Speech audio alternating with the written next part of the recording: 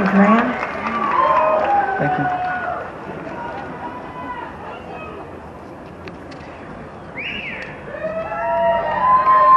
Graham Powell on Instagram, @GrahamPowell, is an amazing photographer. He does all this drone footage. I wish you could operate a drone with your foot and like fly out over everybody so they could see how fantastic they look. You may not have heard this song ever in your life. Only those die-hard people that buy the albums and listen to the whole albums. I'm just going to do this. You have to indulge me. It's really fun, and I feel like I have to smoke a little weed to do this song, but I don't smoke weed, so I just imagine in my head what smoking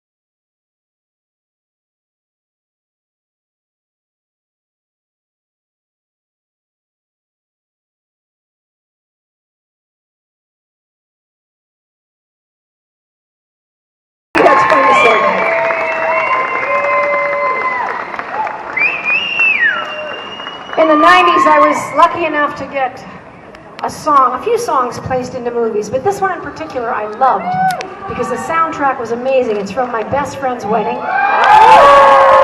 Julia Roberts and Dylan McDermott, that guy, that handsome guy. I went to see the movie because I wanted to see and hear my song in the movie, as you do. It took about a year for the movie to come out. I went to a matinee, I got myself a big drink, a giant popcorn, and I waited, and I waited, and And I drank my pop, and I waited, and I waited, and I finally had to go to the bathroom. And I missed it. I missed it. So we're just going to do it for you tonight. I love this song. If you go back in time and want to do something nostalgic in the next few days, go listen to my best friend's wedding soundtrack. Every single song is so great. This is called You Don't Know Me.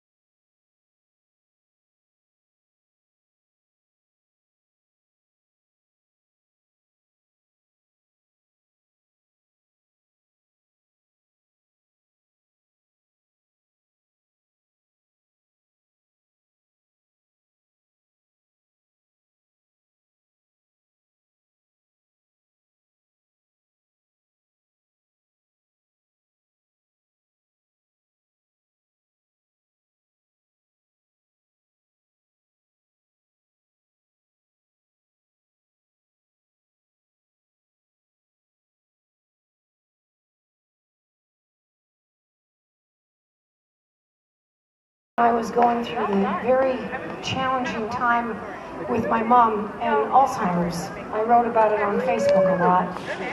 And it was one of the most difficult things I ever did, and certainly one of the most rewarding. Because one thing I learned was to laugh in the face of utter terror. Because when you start losing somebody to memory loss, your initial thing is to just correct them. You just kind of turn into an asshole. You're always trying to tell them, no, you didn't drive to the blah, blah, blah. You walked. Like, you're always trying to correct them. It took me about 4 years to figure out that I needed to go where my mom went and couldn't bring her with me anymore. And it was such a hard lesson to learn.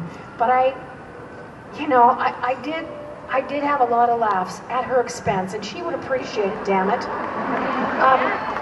When my father lay dying, as you do after 60 years of marriage, it was, well, that's just the people that have been married 55 years. But of course, it was her birthday, and we were in the little room, and they were giving him morphine, and it had gone on for like 2 days. It was such a terrible, terrifying experience. Not like the movies when people just tell you where the treasure is except for the last 2 words, and then they just die. My dad was just like gasping for air and coughing, and I mean, he was completely unconscious, but my mother, of course, sitting in the corner with her, clutching her purse, well into Alzheimer's world. She said, "Would it kill someone to give this man a lozenge?"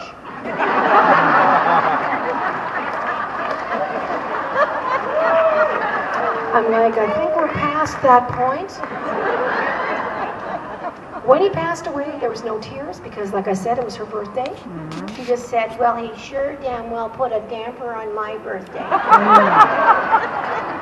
But you have to laugh because the gift of her memory loss was this sentimentality.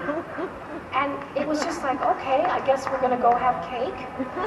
I'll tell the nurse Dad is dead, and we'll get him a sheet to put over him, and I'll take Mom to the Cheesecake Factory and have a bit of cake. 3 weeks later, Murphy's Law, we had to put the family dog down. My mother became a professional mourner.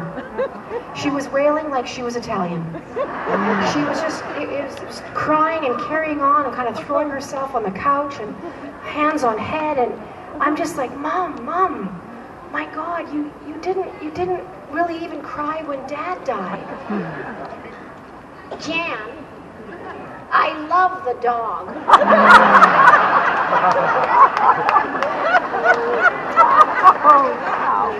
So you gotta laugh. She left me with many, many memories. And Darcy, right here, this man, had sent me this piece of music while all this stuff was going on in my life. And I thought, I know exactly what this is about.